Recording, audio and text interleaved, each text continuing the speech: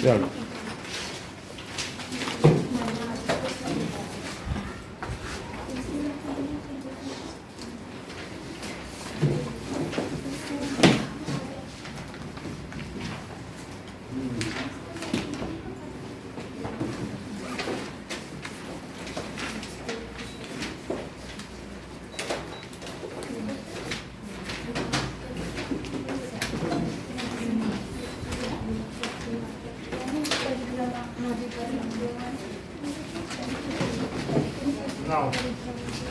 School में science में क्या चल रहा है?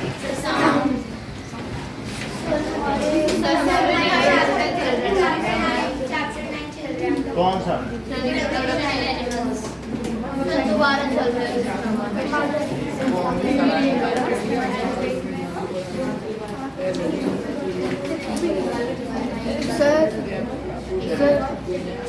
सर रिप्रोडक्शन वाले चैप्टर में मुझे डाउट है। फिर से करा रहे हैं।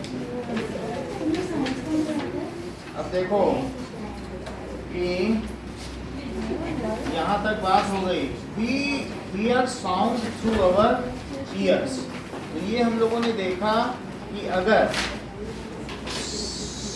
if somebody have you ever used such method to transmit sound from one place to other? This is a traditional method used in villages। तो वहाँ पर कोई एक बच्चा यहाँ अपने माउथ से बोलता है, तो कुछ बोलने पर क्या होता है कि जो इसके वाइब्रेशंस हैं वो इसके थ्रू चलते हैं और ट्रांसमिट होकर के यहाँ पर जिसके ईयर है तो वहाँ तक पहुँच जाएंगे कि नहीं। तो इट इज़ ए मेथड, क्योंकि हमें मालूम है sound needs a medium to travel. So if on one cup somebody is producing sound, it can be very well heard। अब person standing up to 20 metre, इससे भी 3 गुनी अगर लंबाई हो उसे आराम से सुनाई पड़ेगा। ऐसा नहीं तो एक धागा लेके कर लेना, 2 कप लेना जो चाय के कप होते हैं, और बस धागा टॉट होना चाहिए, ढीला नहीं होना चाहिए, और टाइट पकड़ के आप बोलोगे उसे आराम से सुनाई पड़ेगा, धागे से ही आवाज़ पहुँच जाएगी। बहुत अच्छा खेल है ये। Now we hear sound through our ears। तो नीचे एक चीज़ आप देखें 13.15 में दिखाया जा रहा है। निखिल, क्या आप मुझे बताओगे कि ये फिगर क्या बता रहा है? 13.15 में आपके में हट गया क्या वो डायग्राम? ये है 13.15 में, बोलो क्या दिखाया जा रहा है? मतलब क्या चीज़ हो रही है, क्या किया जा रहा है? बोलो सृष्टि। सर जब हम लोग जब कोई दूसरा पर्सन बोलता है, जब वो वाइब्रेट होता है हमारा, वही इसमें बताया कि हमारा रिटर्न कैसे वाइब्रेट। तो उसी में क्या किया गया है कि किसी एक उसमें जो प्लास्टिक का बेस होता है, उसी में उसके पीछे का बेस काट के उसमें इन्होंने एक बैलून लगा दिया है, और जब आवाज़ प्रोड्यूस की एक साइड से तो दूसरी तरफ उसमें बैलून में क्या हुआ है, वाइब्रेशन होने लगे। तो वैसे ही हमारे ईयर ड्रम में भी होता है, यही बात यहाँ बताई। Now we hear sound through our ears. देखिए, सो स्ट्रक्चर ऑफ ईयर हम लोग देखेंगे कि स्ट्रक्चर कैसा है।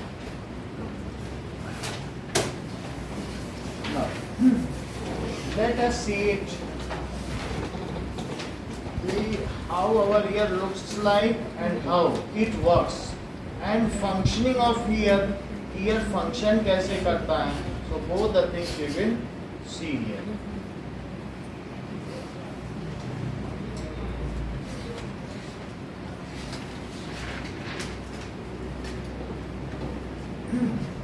Like this is a conical shape which receives। तो पिना का काम क्या है? तो ये जो आउटर ईयर है, this is the outer ear through which the sound comes to it, and ultimately this is ear canal। So ultimately it goes to ear canal. At the ear canal there is eardrum. तो यहाँ पर क्या है, ये eardrum है. अब eardrum के आगे की चीज देखो कि क्या होगी. आपकी बुक में भी बना हुआ है तो उस चीज को भी देखें how it works.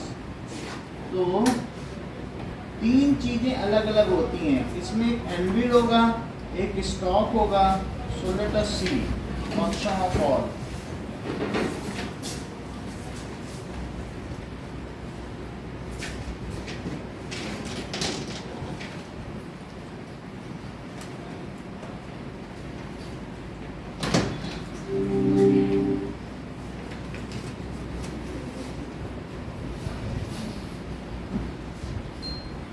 Now, see, functioning of human ear देखिए, फिर हम इसका फिगर बनाएंगे.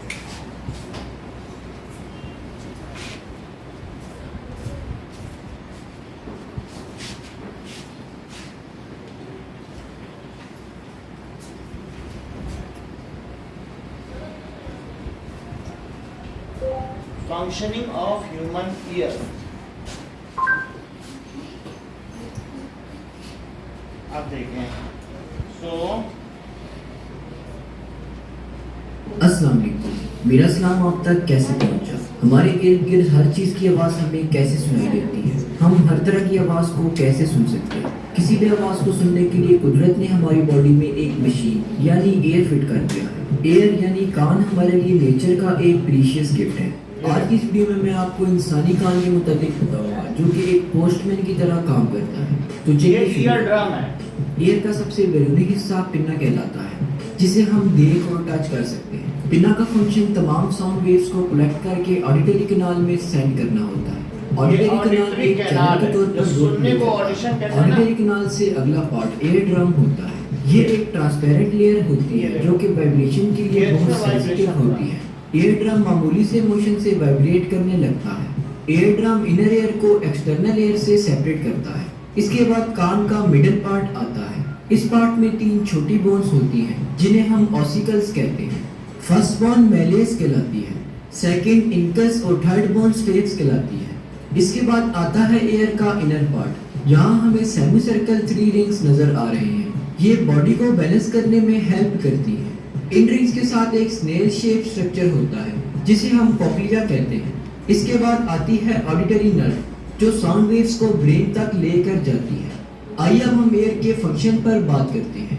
कोई भी साउंड हमेशा बेस की फॉर्म में ही ट्रांसफर होती है. जब भी हम बोलते हैं हमारी साउंड वेव्स एयर मॉलिक्यूल्स को मूव करवाती है और ऐसे साउंड पिन्ना तक पहुंचती है. पिन्ना तमाम साउंड वेव्स को कलेक्ट करके ऑडिटरी कैनाल तक पहुंचाता है. साउंड वेव्स ऑडिटरी कैनाल से पास होकर एयर ड्रम को हिट करती है. एयर ड्रम वाइब्रेशंस के लिए सेंसिटिव होता है. हल्की सी मोशन से ये वाइब्रेट करने लगता है. इसकी वाइब्रेशन से साउंड वेव्स मिडिल एयर तक पहुंचती हैं जहां तीन बोन्स यानी ऑसिकल्स होती हैं. एयर ड्रम की वाइब्रेशन से ये ऑसिकल्स वाइब्रेट करती हैं और साउंड को इनर एयर में ट्रांसफर करती हैं. इसके अलावा ये साउंड वेव्स को एम्पलीफाई करती हैं. एम्पलीफिकेशन इसलिए जरूरी होती है क्योंकि इनर पार्ट में लिक्विड होता है. लिक्विड को वाइब्रेट करने के लिए हाई प्रेशर की जरूरत होती है. ऑसिकल्स प्रेशर को 20 गुना इंक्रीज कर सकते हैं. सो स्ट्रक्चर ऑफ ईयर, इसको अब हम लोग अपने लैंग्वेज में समझेंगे. इसको लेबलिंग करेंगे और एनविल, स्टॉक एंड स्टिरअप तीनों चीज़ों को देखेंगे कि वास्तव में ये है क्या. Late us see it. तो तीन चीज़ें आपने देखी थी. एक ईयर ड्रम से जो लगी हुई थी उसको देखा, ठीक है. So let us see all these 3 things.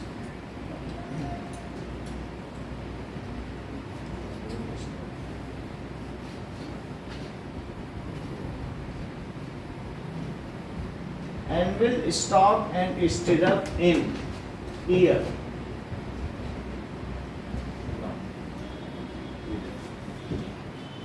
So, anvil, stop and stirrup in human ear.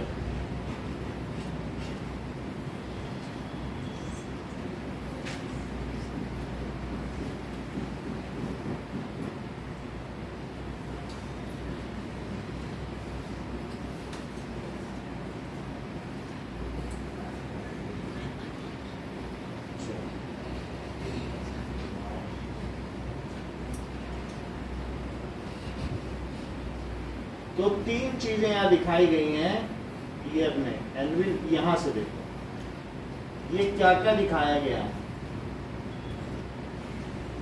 यहाँ। अगर हम देखेंगे तो एक ईयर ड्रम में है और एक कॉस्लिया में। कॉस्लिया उसने बताया नहीं था घोंगे के शेप पता था, स्नेल में होता है। तो यहाँ पर क्या क्या दिखाया जा रहा है कि दिस इज एनविल और ये स्टॉक है और ये क्या है स्टिरअप। एनविल तुम कभी भी नीचे मोची को देखते हो जिसमें जूता मारता है, एक हैमर ऐसे निकला हुआ रहता है, तो वो चीज एनविल है। तो यहाँ पे क्या बताइए एनविल। अब तीन चीजें अलग अलग देखें कि सबसे पहले हैमर, एनविल एंड स्टिरअप, तीन चीज देखो। तो ये जो होता है जो इससे कनेक्टेड है तो वो हैमर है, ठीक है। और हैमर के बाद वो किसी और चीज से कनेक्टेड है, तो जब ये मूव करेगा तो इससे एक दूसरी चीज मूव करेगी और दूसरी चीज मूव करेगी, तो ये दिस इज हैमर। ऐसा आपकी बुक में देखो कि कहाँ बना हुआ है तो फिर पता चलेगा। और तीसरी चीज क्या है, दैट इज एक ये तीन चीजों का ग्रुप है। तो यहाँ से क्या है लाइक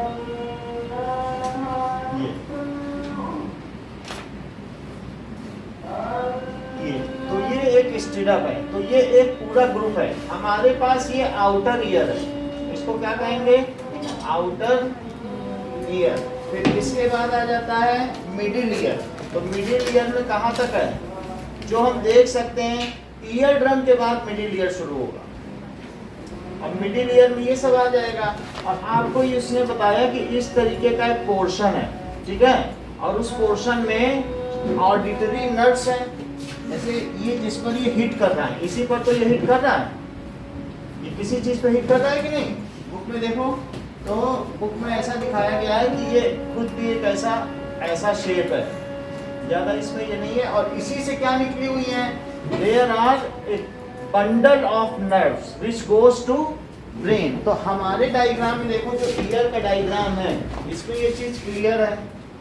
अगर हम इसमें ऊपर का पोर्शन खोल दें then we can see all the three things। तो अभी हमें यहाँ पे तो सिर्फ क्या दिख रहा है, that is ये देखो वो उसमें जो वाइब्रेशन दिखाया जा रहा था, तो क्या ये ईयर ड्रम है। तो ईयर ड्रम हम इसे ऊपर खोल दें जरा देखो, तो क्या आपको इसमें कॉस्लिया दिख गया है। yes, और ये ऑडिटरी नर्व्स है जो ब्रेन तक जाएगी। कॉस्लिया का ये भी पोर्शन है जो आपके में दिखाया गया है, ठीक है कि नहीं। और इसको भी निकाल दिया जाए तो ये निकालने की देखो,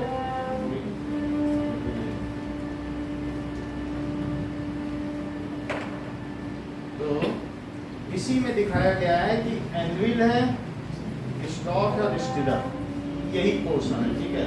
तो निकल नहीं रहा है, तो यहाँ पर एनविल स्टॉक है और एक इसको जो हिट करेगा वो इसको हटाने को होगा, देखिए स्टिरअप, ठीक है ना। इसके पीछे तो हैमर दिखाया, एनविल दिखाया और स्टिरअप ग्रुप है। और वो फिर कॉस्लिया को जब हिट करेगा बार, जैसे आप यहाँ देखो तो ये हैमर हो गया, फिर बीच में एक एनविल हो गया, ये एनविल है। और ये क्या है बताओ, स्टिरअप। और फिर ये कॉस्लिया है, और कॉस्लिया से ऑडिटरी नर्व, ओके। तो हम इन सब के नाम लिखें कि क्या क्या नाम है। That is the first name is, first portion is hammer, second is anvil। ये बिल्कुल एनविल तो मतलब वो समझो जो कि एक कॉबलर के पास होता है।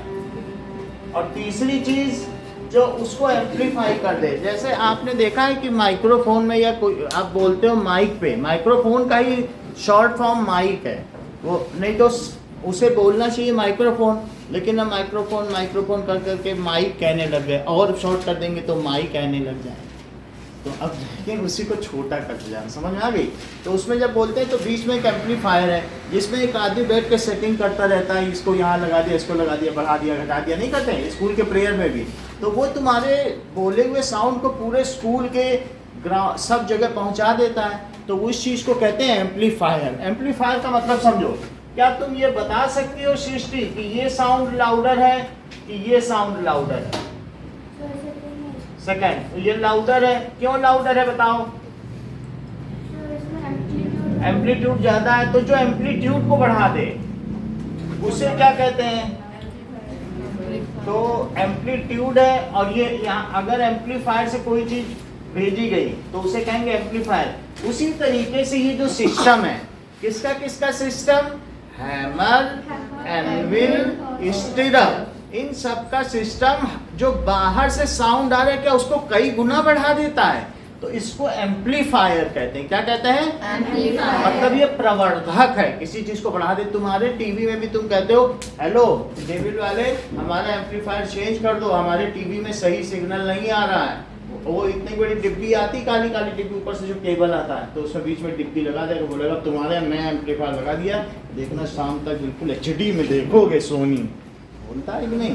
तो हर चीज को क्या करना, अगर आप सिग्नल को बढ़ा दो तो उसे क्या कहते हैं? एम्पलीफिकेशन। समझ में आ रही बात? तो कौन सी तीन चीजें हैं जो यहाँ पर मिडिल एयर में है और बाहर से आने वाले साउंड को एम्पलीफाई करती हैं? हैमर, एनविल और स्टिरअप। लिखो इस चीज को, हैमर, और ये एनविल हो गया, और ये क्या है? स्टिरअप, और ये है दैट इज कॉक्लिया। अब उसमें तो कॉक्लिया बता रहा था, ठीक है। अब उस कॉक्लिया में से फिर बाद में क्या आ गई बताइए? ऑडिटरी, जो इस कैनाल को हम कहते हैं, इसी को ऑडिटरी कैनाल कहते हैं, क्योंकि बाहर से आने वाले साउंड को यही तो रिसीव करता है कि नहीं? बाहर से साउंड आ रहा है तो उसे कौन रिसीव कर रहा है और अंदर तक भेज है, तो इसे क्या कहेंगे? Auditory nerve. और ये बिना आउटर ईयर को क्या कहेंगे? बिना। इस चीज को लिखिए, और इसमें ये देखिए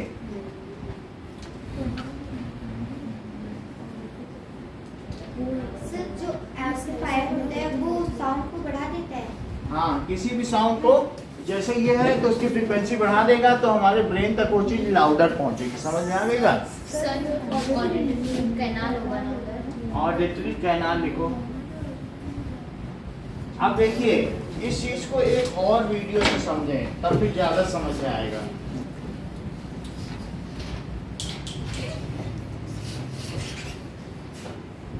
how sound is magnified in human ear,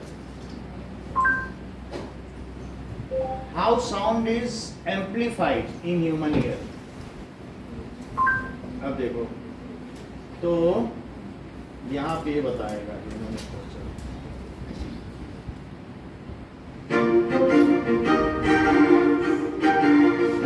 How are you listening to this music right now? Well, you might know that your speakers are creating sound. कि ये यहाँ लगा हुआ रहता है, आप लोगों को मालूम है ना ये कहाँ लगा रहता है? ऐसे यहाँ रहता है कि नहीं? और ये वाला पोर्शन यहाँ पर है, ऊपर ऐसे पड़ा रहता है, ठीक है। यहाँ और ये स्टिरअप है, ये इसके पीछे भी दो कौन है? हैमर और एंविल। एक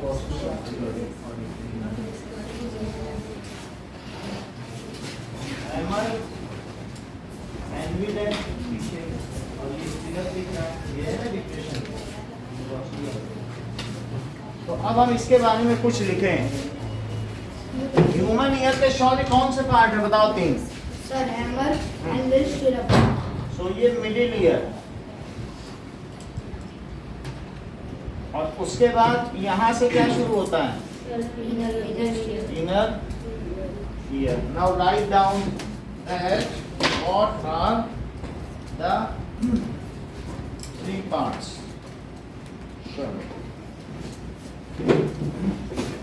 human ear,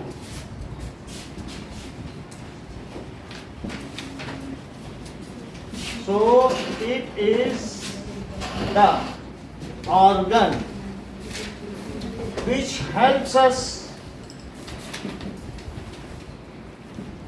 to hear sound. It is divided into three parts.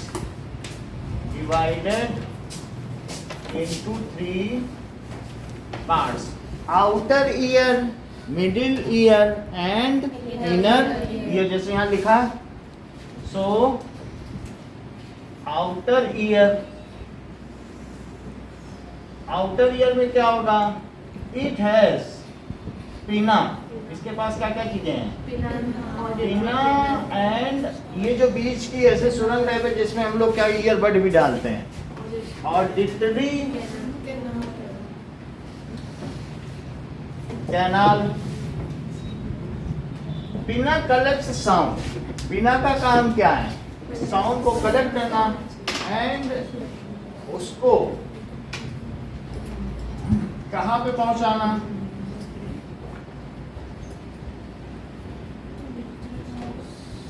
ठीक है. नाउ अब देखिए, बिना collect sound.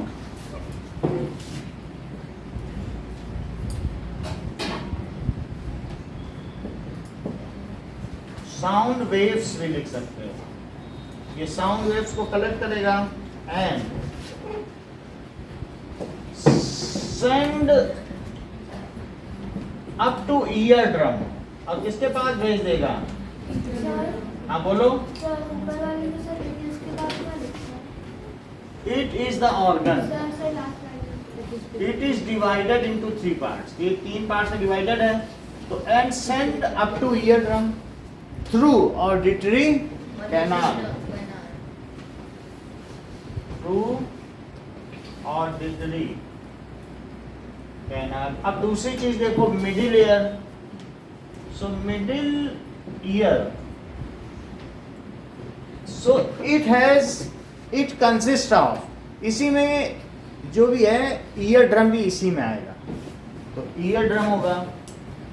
It consist of, ear drum का दूसरा हिस्सा जो तुम देख पाते हो, छू पाते हो, वो आउटर, लेकिन इसका इधर वाला हिस्सा इसमें आ जाएगा. जिसको तुम नहीं, जो एक हिस्सा तो डफली का एक हिस्सा तुम पीट सकते हो, लेकिन पिछला हिस्सा वो, तो दैट इज ईयर ड्रम आ जाएगा. And 3 bones. कौन कौन सी बोन्स हैं? ठीक है. 3 bones, that is hammer, anvil. जो एनविल क्या होता है? ये मोची लोग इस तरीके का रखते हैं कि नहीं? और इस तरीके से रखते हैं, तो वो उसे एनविल कहते हैं. इसी में जूता ठीक करते हैं. और इसी पे जब हैमर पड़े, तो हैमर पड़ने से क्या होगा बताओ? क्या साउंड नहीं प्रोड्यूस होगा? एम्पलीफाई हो जाएगा. और फिर इसके आगे जब इस पे साउंड होगा तो एक स्टिरअप है. स्टिरअप बिल्कुल इसी तरीके से होगा जैसे कि जिस पे हम लोग घोड़े पे बैठते हैं तो पैर रखते हैं जूते वाला. तो ये स्टिरअप हो गया. हैमर, ये एनविल हो गया, और ये stirrup. Hammer, anvil and stirrup. These 3 bones amplify the sound.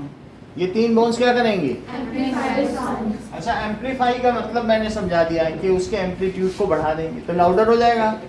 So these 3 bones amplify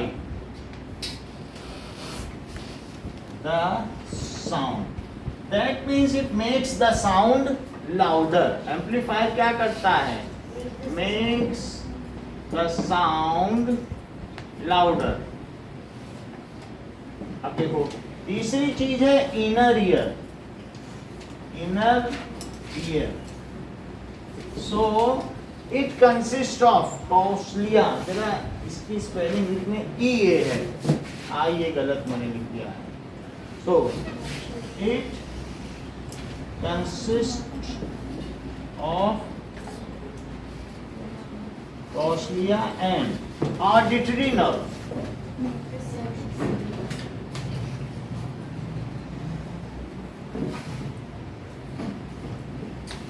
देखो, स्टिरअप किसको हिट करेगा?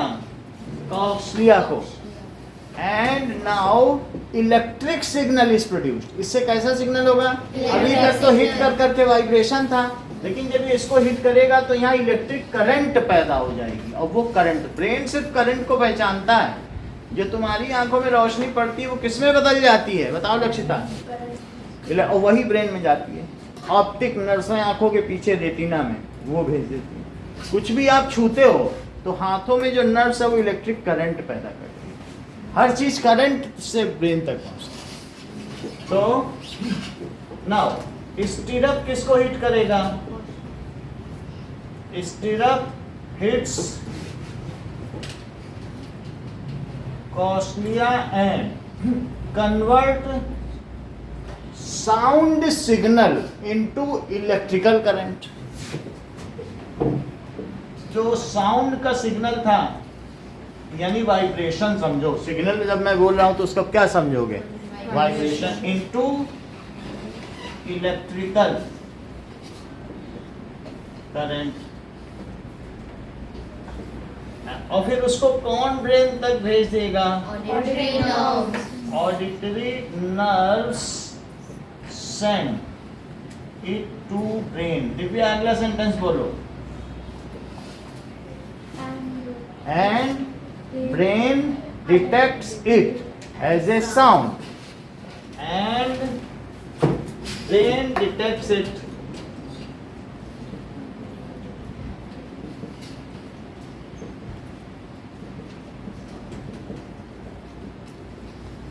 As sound. इतनी बात हो गई। अच्छा, ज्यादा बात नहीं पूछेंगे। श्रेया ये बताओ आउटर ईयर में क्या क्या होता है?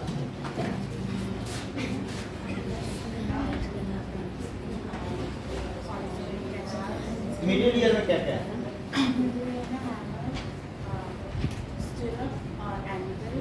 एक सेकंड से बताओ। Hammer, anvil, स्टीरअप। इनर ईयर में क्या क्या है? सब जानते हैं। बहुत अच्छी बात है। अब बताओ आउटर ईयर क्या करता है? Outer ear collects the sound. और ये कहना होगा। Outer ear collects the sound and sends it to the auditory canal. ठीक है। अब ये मुझे बताओ कि जब ये साउंड वहाँ पहुँचा तो मिडिल ईयर में क्या होगा? Due to sound Due to sound, the Eardrum eardrum vibrates. vibrates अब उसके बाद ईयर ड्रम वाइब्रेट करेगा कि नहीं? फिर and hammer hits and now when eardrum vibrates then hammer moves. अभी देखा नहीं था उसी से ईयर ड्रम वाइब्रेट कर रहा था तो हैमर हिल रहा था। एंड हिट्स, और किसको हिट कर देगा?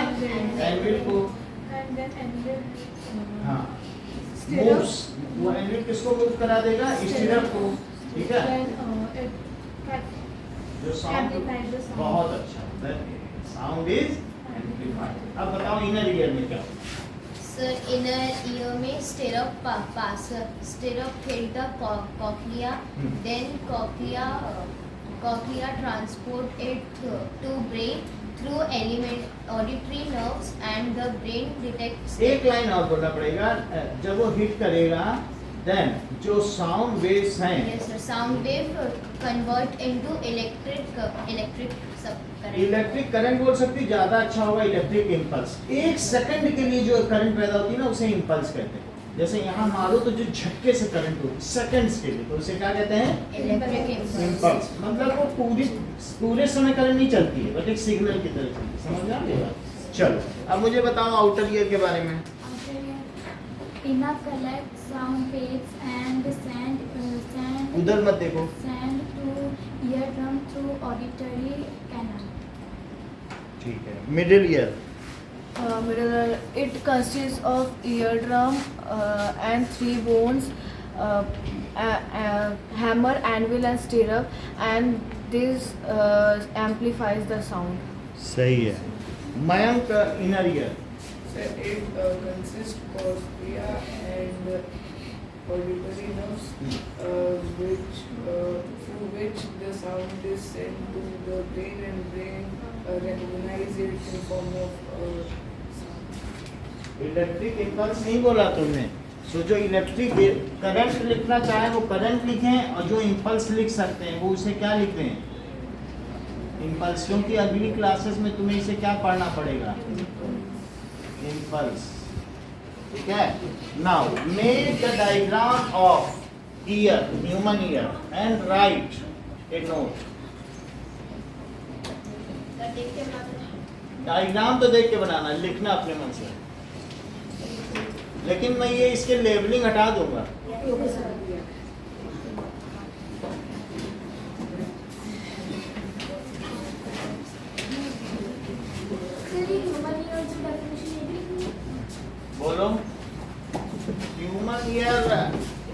हाँ लिख देना ह्यूमन ईयर क्या है, थोड़ा तो लिखना चाहिए ना। अब ये सब आप अपने आप लिख लीजिएगा, हैमर क्या है, एनवी क्या है।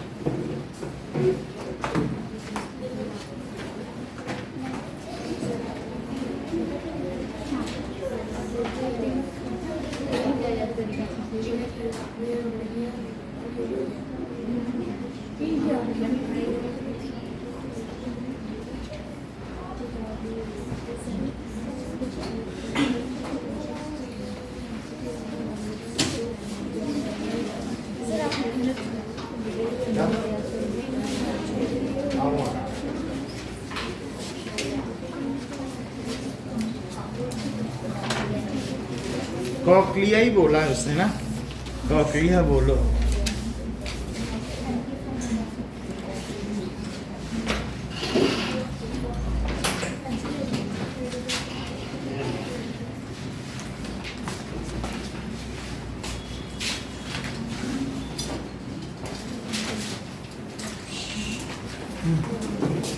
चलिए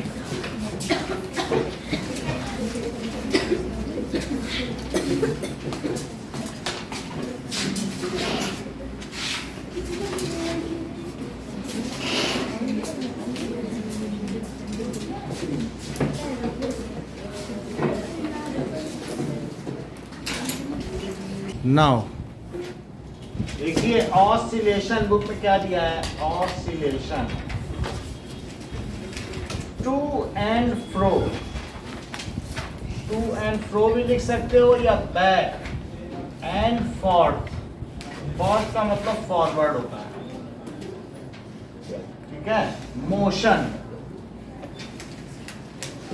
of an object, to and fro का मतलब है आगे और पीछे, इस तरीके का कोई मोशन होगा, इज कॉल्ड ऑसिलेशन, तो उसे ऑसिलेशन कहेंगे। It is also called vibration, वो कह रही है यही वाइब्रेशन है, ठीक है। It is also called vibration. So vibration कौन कौन कर सकता है, ऑसिलेशन क्या बॉब पेंडुलम कर सकता है, जो हमने बॉब पेंडुलम दिखाया था, तो इसको कहते हैं, एक अगर इस तरीके का मेटल ब्लॉक लटका दिया तो इसे बॉब पेंडुलम। जैसे पहले की घड़ी तुमने देखी थी जो पेंडुलम की तरह हिलती डुलती रहती थी, और स्प्रिंग, अगर स्प्रिंग है, ये देखो अगर ऐसे है और किसी का सर ऐसे, तुमने देखा है बाजार में बुढ़े बुढ़िया मिलते हैं और फिर वो हिलता रहता है, सर ऐसे हिलते रहते हैं कि नहीं, है? स्विंग भी हो सकता है, तो swing is also doing such kind of motion, तो ऐसा भी हो सकता है, तो स्विंग, ठीक है कि नहीं। So these are the different oscillators, okay. अब जरा देखिए, इसके अलावा क्या आप इसी में ट्यूनिंग फॉर्क भी ले सकते हो, तो ट्यूनिंग फॉर्क से तो आप अपने मन मर्जी का ऑसिलेशन करा सकते हो, तो ट्यूनिंग फॉर्क,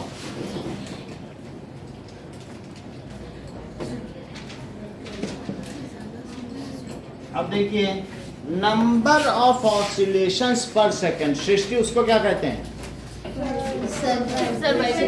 फ्रीक्वेंसी, जैसा भी बुक में लिखा है। So what is frequency,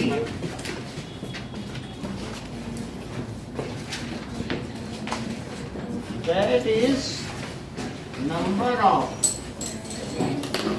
oscillations per second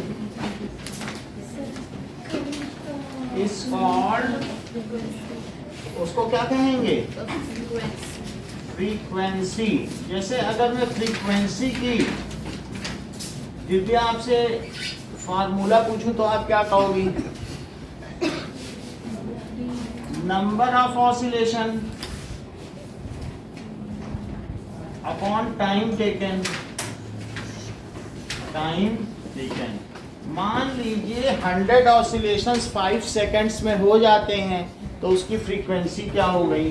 100/5. So question दिया गया है, 20. If there are 100 oscillations takes place in 5 seconds, find the frequency of oscillator. जो oscillate करता है उसको क्या कहते हैं? Find frequency of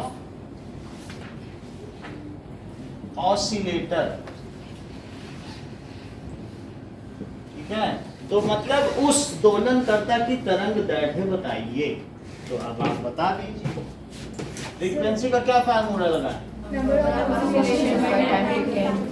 number of oscillations upon time taken. तो कितने ऑसिलेशंस हैं यहाँ पे? 100/5, तो 100 हो गए ऑसिलेशंस और 5 हो गया सेकेंड, तो that is equals to 20 oscillations per second. लेकिन ये जो ऑसिलेशंस पर सेकेंड को क्या कहते हैं? हर्ट्ज।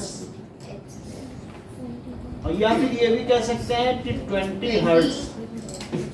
ये हेनरिक हर्ट्ज के नाम पे ये नाम पड़ा है, जिन्होंने साउंड पे बहुत काम किया है।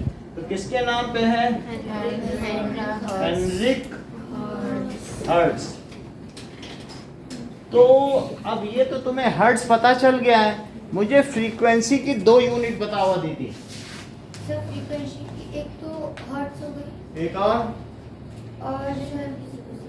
कोई बात नहीं, आप बताइए रिया, बोलो। हाँ, ऑसिलेशंस पर सेकंड, या उसे क्या कह सकते हैं? हर्ट्ज। तो 1 हर्ट्ज की डिफिनीशन बताइए। हाँ बताओ। हाँ, 1 हर्ट्ज की बताओ। पलक, दिव्या, आप बोलो आते। Sir, hertz is the unit of frequency. It determines that. वो सब ठीक है, 1 हर्ट्ज की डेफिनेशन बताओ। If 1 oscillation takes place in 1 second, तो 1 oscillation per second 1 हर्ट्ज है। 1 सेकंड में एक ही बार ऑसिलेट करे, then the frequency of that oscillator is 1 hertz. समझ में आया कि नहीं? If there are 1 oscillations in 1 second, then frequency of that oscillator, उस ऑसिलेटर की फ्रीक्वेंसी क्या हो जाएगी? Is 1 hertz. मान से रिपीट करो, किसी भी ऑसिलेटर या दोलनकर्ता की आवृत्ति 1 हर्ट्ज कब होगी?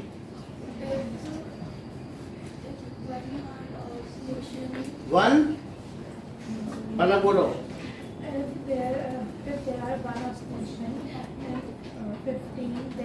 बहुत अच्छा, कितना अच्छा ही जानती है। देखो अभी कोई 15 भी बोल देता 1 सेकंड को, कितना अच्छा पलक का ध्यान है, बहुत बड़ी बात है। जैसे कि फ्रीक्वेंसी इज इक्वल्स टू क्या होता है? Frequency is equals to number of oscillations upon time. अब ये देखो 1 ऑसिलेशन हुआ और कितने सेकंड में हुआ? तो क्या ये 1 ऑसिलेशंस पर सेकंड हो गया? और ये क्या वही 1 हर्ट्ज हो गया? तो किससे पूछे? पलक भी नहीं बता पा रही, आप बताओगी? दिव्यांशी बताओ। So if there are 1 oscillation, so in 1 second the frequency of that oscillation is 1 oscillator, oscillator. उस ऑसिलेटर की फ्रीक्वेंसी कितनी कही जाएगी? 1 हर्ट्ज। आपकी ऑडिटरी रेंज कितनी है? 20,000 hertz. हम इतना सुन सकते हैं। So human auditory range is, so human क्या है? ear from 20 hertz to 20,000 hertz. अच्छा, ये हाथ में 1 सेकंड में 2 बार हिला रहा हूँ, आप सुन पा रहे हो? लेकिन अगर मैं 20 बार हिलाता तब आप सुन लेते। सर हाँ। सर जैसे कि आपने अभी बताया, जैसे हम बोलते हैं तो वो जो जो साउंड वेव्स है वो जाती है आप ईयर ड्रम तक और वो सब प्रोसेस चलता है। तो हम जब नहीं बोलते हैं, जो मुंह बंद करके बोलते हैं, तो आवाज़ कैसे आती है? अगर हमने मुंह बंद करके बोला तो जो लैरिंग्स है, लैरिंग्स एयर के कांटेक्ट में,